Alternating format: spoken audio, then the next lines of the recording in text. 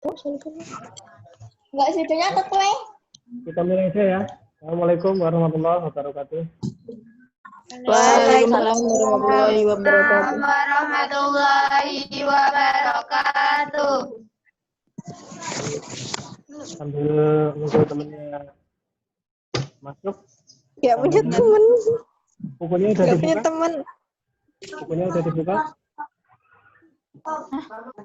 Apa, Pak? Bukunya udah dibuka? Apa, Pak? Yang dikirim Pak Lapis itu? Kurang keras, Pak, suaranya. Bukunya dibuka, Bro. Bukunya yang dikirim Pak Lapis udah dibuka belum? Udah. Sudah? Udah, Pak. Itu. Udah. Nah, siap. Satu. Wirausaha produk kerajinan hiasan dari limbah.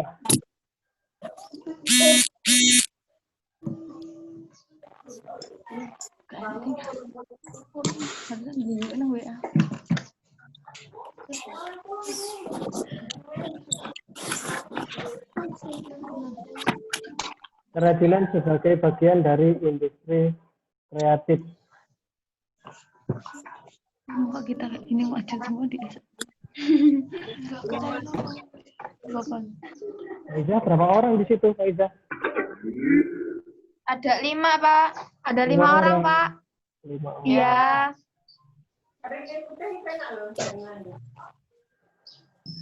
Kalau yang belum masuk ini. Paketnya Mana? bisa, Pak. Mau kemana? Paketnya Sehat? habis. 12A? 12A? Oh, sehat, Pak. Alhamdulillah.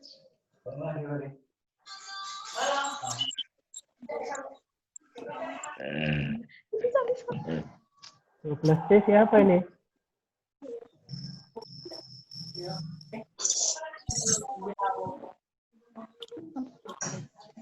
Nasrul. Mana Nasrul? Apa Pak? Mana temennya yang lain?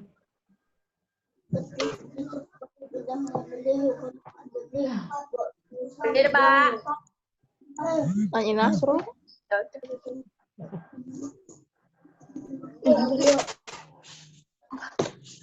Kamu Kembali ke materi tadi. Kerajinan sebagai bagian dari industri kreatif. Di dunia itu sudah melewati beberapa gelombang peradaban ekonomi. Nah,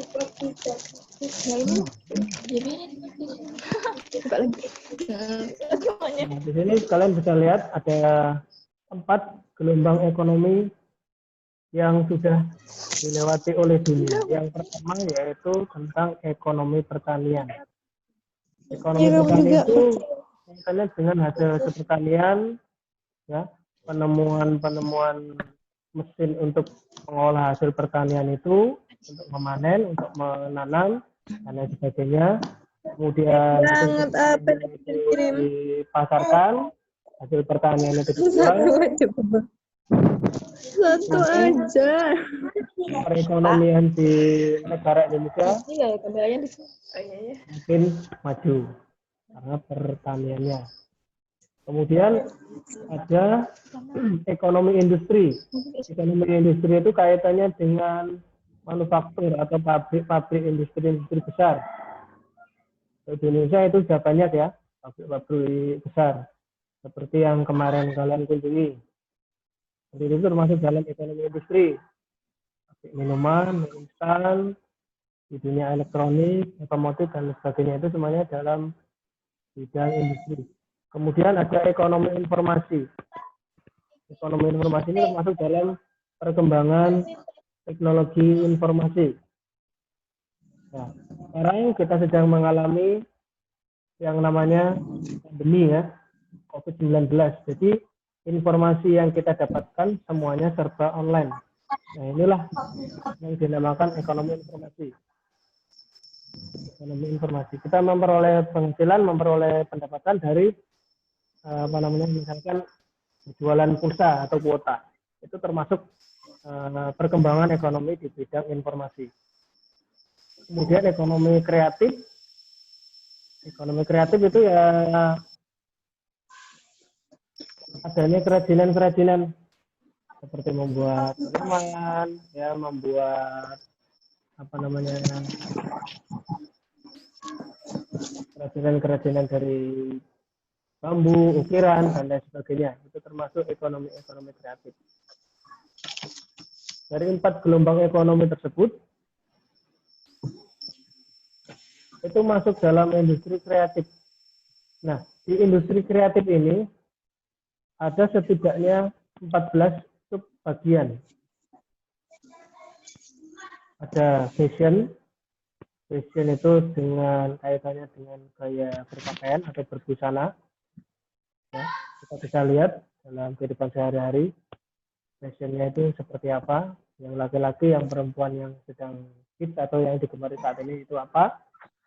Kemudian yang kaitannya dengan desain mulai dari pakaian, pembuatan poster, pembuatan iklan, dan lain sebagainya. Kemudian pasar dan barang seni atau kerajinan, itu termasuk dalam industri kreatif juga.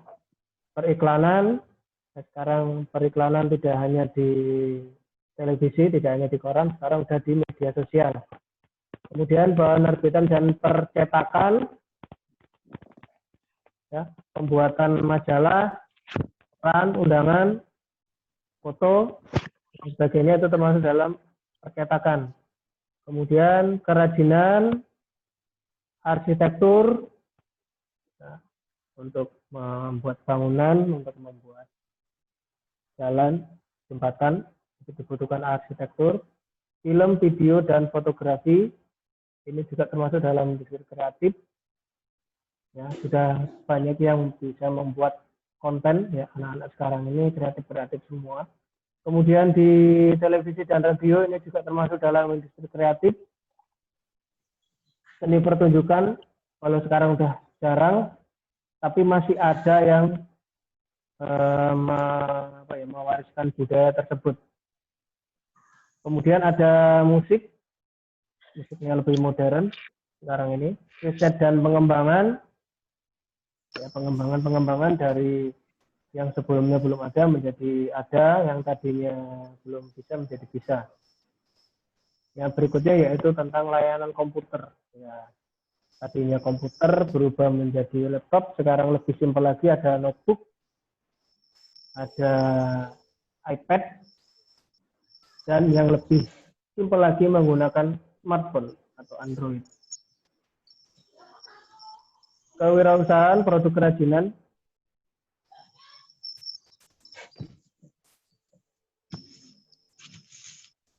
Di bidang ekonomi yang kita selalu bahas adalah antara barang yang ada di pasar atau supply, biasa kita kenal dengan sebutan penawaran, dan juga ada permintaan pembeli atau demand.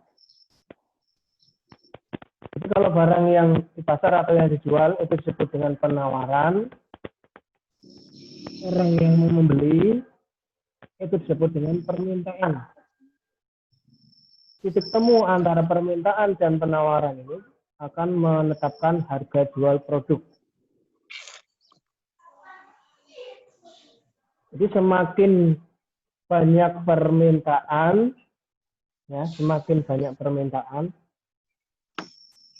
otomatis harganya akan semakin meningkat. Karena banyak yang cari, banyak yang mau beli. Tapi kalau semakin banyak penawaran atau semakin banyak barang yang akan dijual, yang membeli sedikit, harganya murah. Harganya akan turun. Karena stok barang yang ada di pasar atau barang yang akan dijual sangat banyak. Orang akan berlomba-lomba supaya barangnya cepat laku, dijual dengan harga semurah mungkin. Ini berbanding terbalik antara permintaan dan penawaran, ya, antara demand dan supply. Saya ulangi ya, supply ini tadi penawaran atau barang-barang yang ada di pasaran yang akan dijual. Sedangkan demand ini adalah permintaan. Jadi ini dari pembelinya. Ya.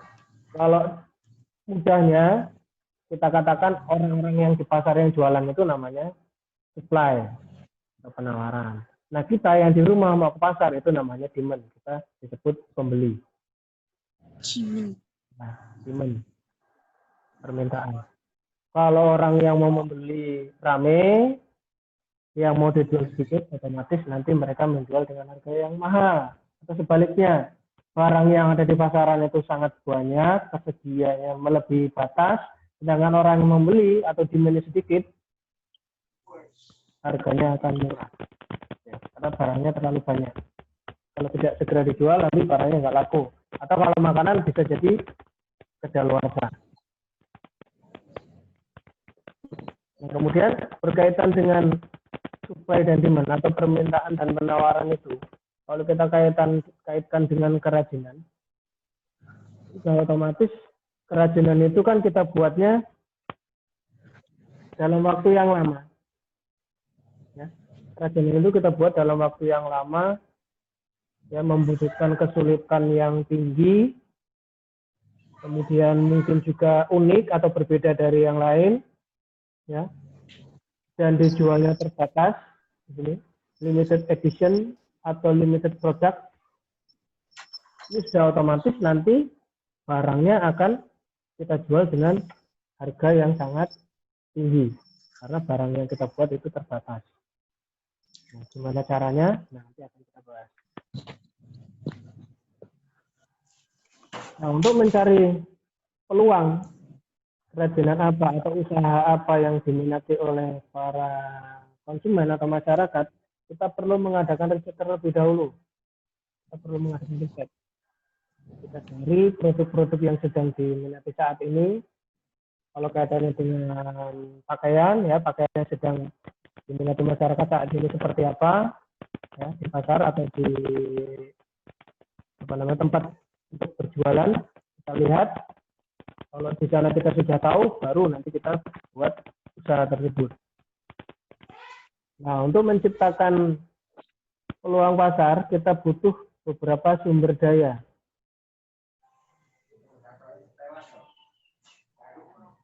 Nah, sumber daya ini ada 6 yang bisa kita kenal dengan sebutan 6M. Ada man atau manusia, kemudian money, uang, material atau bahan, mesin, barang, method, cara kerja, dan market, atau pasar. masih ingat sumber daya yang paling utama itu apa? manusia. Ya, manusia. Karena dari faktor atau sumber daya yang pertama inilah semuanya ada. Kita lihat uang yang memiliki atau yang punya modal manusia. Bahan baku, ya, atau lahan untuk menyiapkan bahan baku itu dari manusia juga. Kemudian peralatan, ya, cara kerja atau orang yang bekerja itu yang mengerjakan manusia. Yang melakukan pemasaran juga manusia. Bahkan konsumennya pun dari faktor M yang pertama, yaitu man atau manusia.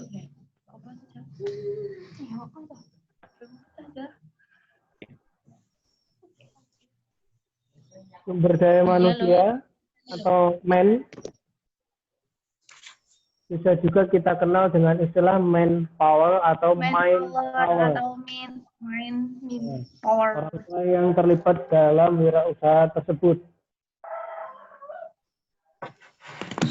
Sedangkan money atau uang, dana yang kita gunakan sebagai modal untuk membuka usaha baru. Mulai dari menyiapkan bahan baku sampai bagian pemasaran. Kemudian untuk material, mesin, dan metode, ini terkait langsung dengan proses produksi dalam usaha itu.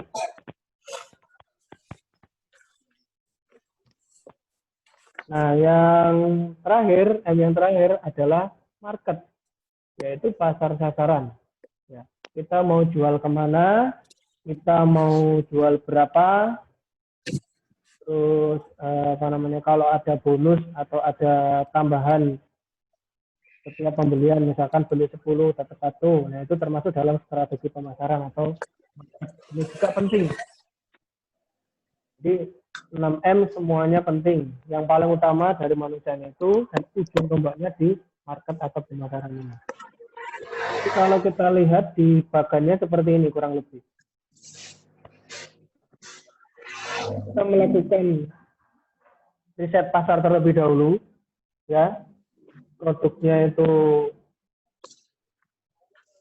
yang sedang diminati masyarakat itu apa. Setelah dapat hasil risetnya, ya, kita analisa, baru nanti kita kembangkan produknya. Ini langkah yang ketiga. Setelah kita kembangkan produknya, kita buat rancangannya, buat desain-desainnya, bahan-bahannya apa, baru nanti kita lakukan proses produksi. Nah, proses produksi selesai, mulai dari bahan baku, peralatan, cara kerja, maka produk siap untuk dipasarkan. Nah, didistribusikan dan dipasarkan ke tempat biasa kita memasarkannya. Bisa mungkin di pasar, di pusat-pusat keramaian, di tempat hiburan, di sekolah, di layanan kesehatan dan lain sebagainya, sesuai dengan produk yang kita hasilkan. Setelah itu kita evaluasi kembali,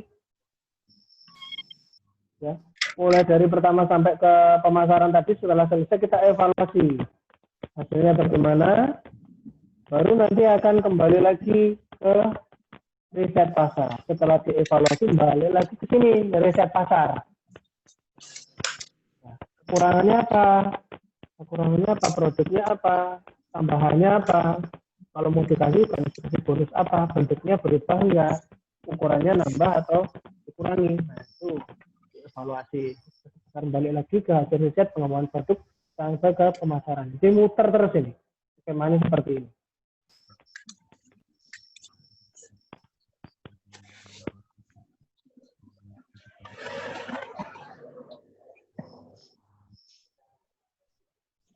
Berikutnya ke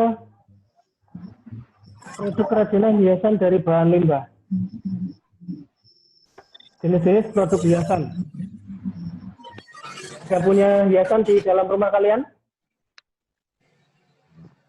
Di tempat Lukmana ada hiasan apa itu di belakangnya?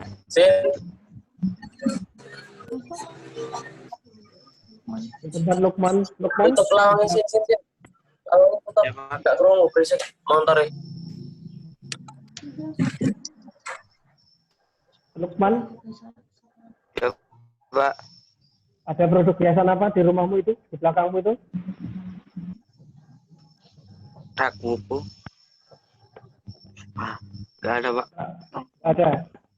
Di tempatnya Pak Ija, ada hiasan apa itu? Ada, di dalam Pak. rumah? Apa misalnya? Di kamar Pak adanya. Oh, di kamar. Di tempatnya Leoni? Iya. Itu di mana-mana Pak. Mana-mana. Oh, Ada lampu. Ada itu. Lampu, ada hiasan dinding ya, foto ya, bingkai foto ya, Leoni. Apa adanya genteng? Aja sing mesti tiru. Ya udah ngomahmu. Lu sakit. Ini loh. Sakit dari bahan itu ini kan. Stiker. Itu kan. Salah satu produk kerajinan yang dapat dikembangkan adalah produk hiasan. Produk hiasan yang saya tanyakan tadi di rumahnya Leoni, rumahnya Faiza atau Lukman, yang ada di dalam rumah itu namanya produk hiasan interior. Interior. Ya, kalau yang di luar rumah namanya eksterior. Oh, exterior. Ya, produk hiasan kalau di dalam rumah itu namanya hiasan interior, kalau yang di luar rumah namanya eksterior. Eksterior. Kalau yang di dalam interior, eksterior. Oke, tapi Mbak di sini Di dalam rumah seperti tempatnya Leoni itu ada bingkai foto, ada hiasan dinding, ya. Mungkin ada vas bunga, ada vas bunga ya, ada.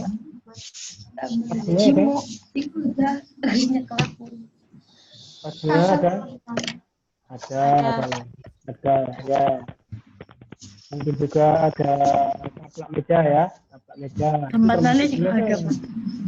Termasuk hiasan itu. Termasuk hiasan, walaupun sederhana tetapi termasuk Cat dalam. Kayak main ini. Kalau yang di luar rumah namanya eksterior. Ya banyak sekali untuk eksterior. Bisa di taman, pagar rumah yang dibuat semenarik mungkin, catnya yang menarik, bentuknya yang menarik, bunga-bunga yang ada di teras rumah itu termasuk hiasan eksterior. Selain itu juga ada produk-produk yang biasa digunakan atau digunakan oleh manusia, namanya perhiasan.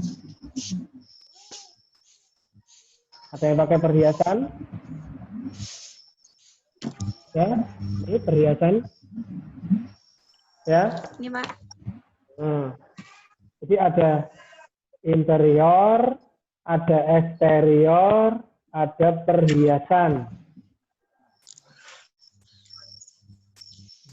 Itu tiga jenis produk hiasan. Ada produk hiasan interior, eksterior, dan perhiasan. Contohnya ini, bisa kalian lihat. Ini kincir angin di luar rumah. Ini miniatur kapal di dalam rumah dan gelang. Gelang. Ini biasanya yang pakai gelang ini laki-laki atau perempuan? Laki perempuan. Cewek, Pak. Dua-duanya, Pak. Dua-duanya. Lagi cewek maksudnya pakai, Pak. Iya, cowok. Iya. Jam tangan tuh masuk luar biasa. Jam tangan tuh. Ini Fitriani. Lukman itu pakai, Pak. Oh, Lukman pakai ya? Pakai hiasan di tangan ya? Pakai gelang, Pak. Pak, kalau jam tangan tuh termasuk perhiasan ya? Iya, termasuk perhiasan. Jadi fungsinya ada dua kalau jam tangan itu. Ya, termasuk produk hiasan dan juga produk fungsional. Apa, Pak? Fungsional. Fungsional, iya fungsional karena dia berfungsi untuk melihat waktu. Berfungsi untuk melihat waktu. Kalau hiasannya ya kita menggunakan jam yang bagus, jam yang mahal. Nah, itu termasuk hiasan. Punya dua fungsi itu. Cepet, Pak. Mengenai produk hiasan, ada yang mau nanya dulu? Gue silaan dong, Pak. Ainun mau nanya nggak Ainun? Bapak itu pakai.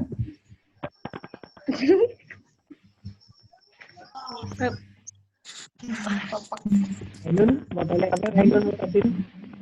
Enggak, Pak. Ya. Oh, Albi. Albi.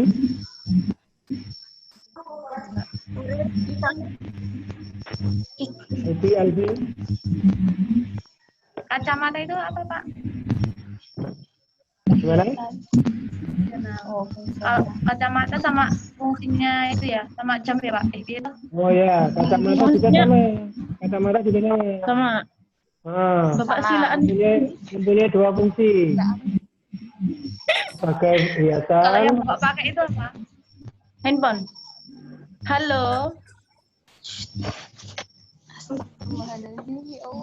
fungsinya dua juga kacamata itu untuk hiasan dan juga fungsional.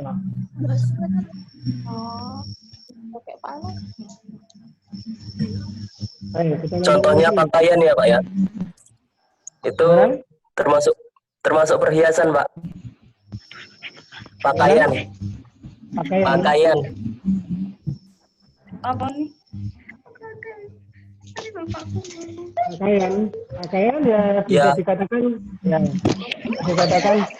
fungsional. Perhiasan terpenting. Hidung perhiasan bukan Pak? Pakaian bisa dikatakan hiasan, bisa dikatakan fungsional. Kalau kita hanya menggunakan pakaian seadanya, itu fungsional. Tapi kalau pakaiannya menarik, pakaiannya unik dari yang lain, itu mempunyai dua fungsi, yaitu fungsional dan hiasan, karena mempunyai nilai estetika atau keindahan.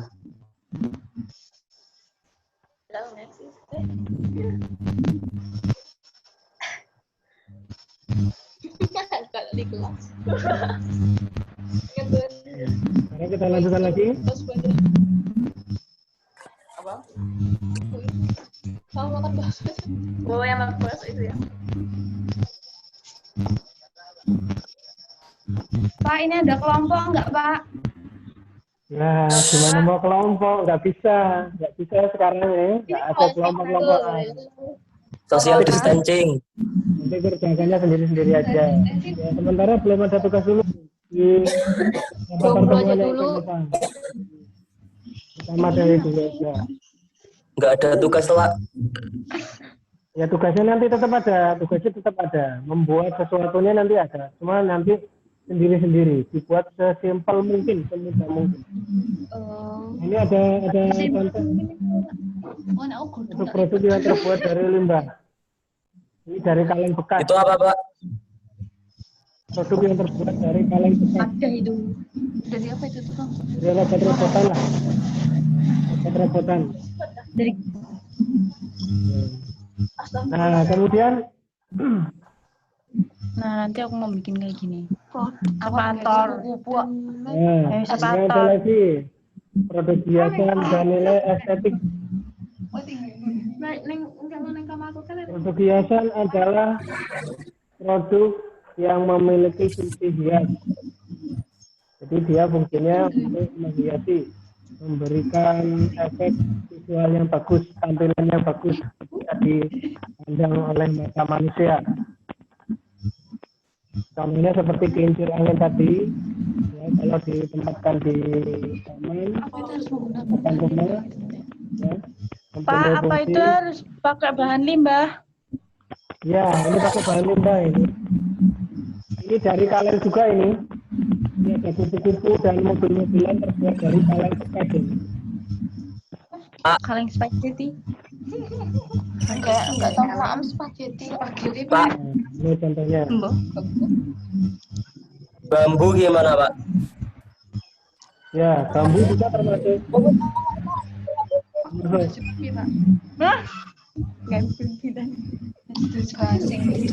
Pakai sendal jepit di mobil-mobilan Ini api kan. mempunyai nilai estetika yang tinggi, makanya disebut dengan produk hiasan.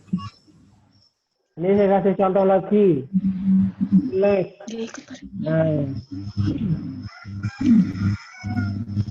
Ini ada Itu mobilnya terbuat dari apa ya, Pak ya? mobilnya tadi itu terbuat dari kaleng bekas. Nah, ini Buat dari apa Pak gelas ini? Ini ada contoh produk yang bisa kita kategorikan fungsional dan hiasan. Gelas yang paling kiri, yang kecil, kira-kira fungsional apa estetika? Fungsional. Fungsional ya. Fungsional, karena nggak terlalu bagus ya, nggak terlalu bagus. Kalau yang tengah? Ya. Fungsional itu, Pak. Fungsional dan estetika. Ya dua-duanya itu. Gampang Dua-duanya. pecah tapi, Pak. Ya, yang kedua itu fungsional dan estetika. Karena bisa kita gunakan untuk minum, ya bisa juga untuk menambah keindahan di ruangan. Kalau dipajang di lemari kaca kan bagus ya, strip ya.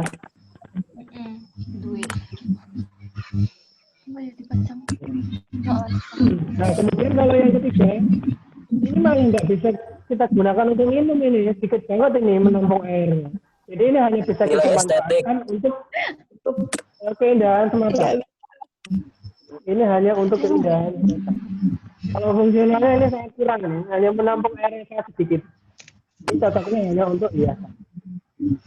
kita pajang atau kita letakkan di lemari kaca atau di etalase supaya kita bisa memamerkannya kepada tamu yang datang. Ya kan itu ya. Ya kan pamer. Namanya nilai estetik itu gunanya untuk dipamerkan. Terus pamer loh gue mau ngomong enek. Tapi kan nggak boleh pamer. Dia Ya, kalau ada tamu datang kita pamerin, mereka akan melihat dengan sendiri. Nanti iri, Pak. Biar beli teman kita. Biar beli. Sih. Itu dapat disebut sebagai hiasan kalau dia mempunyai nilai keindahan. Nah ini yang saya tekankan ini. Sungguh koran. Keindahan itu bisa dilihat dari bentuk, warna, atau teksturnya. Bentuk, warna, tekstur itu bisa menciptakan namanya keindahan.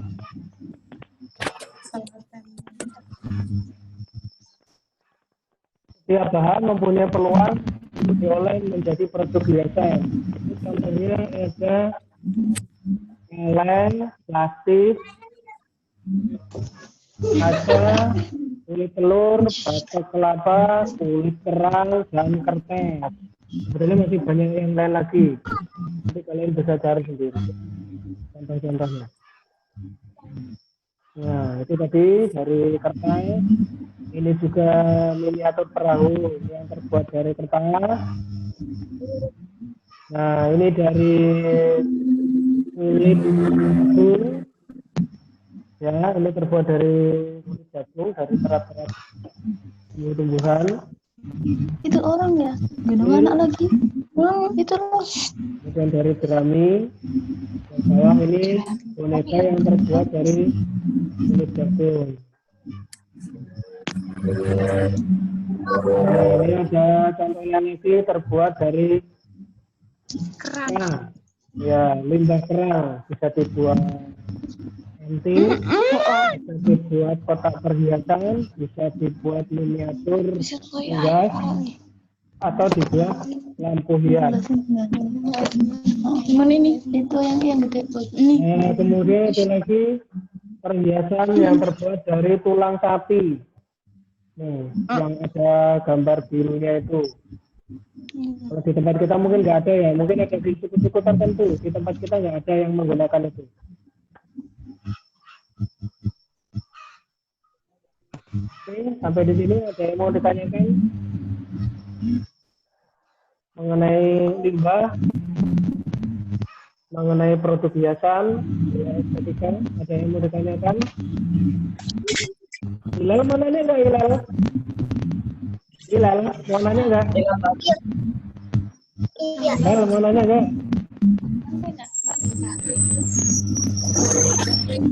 Mau nanya nggak Hilal? Nah.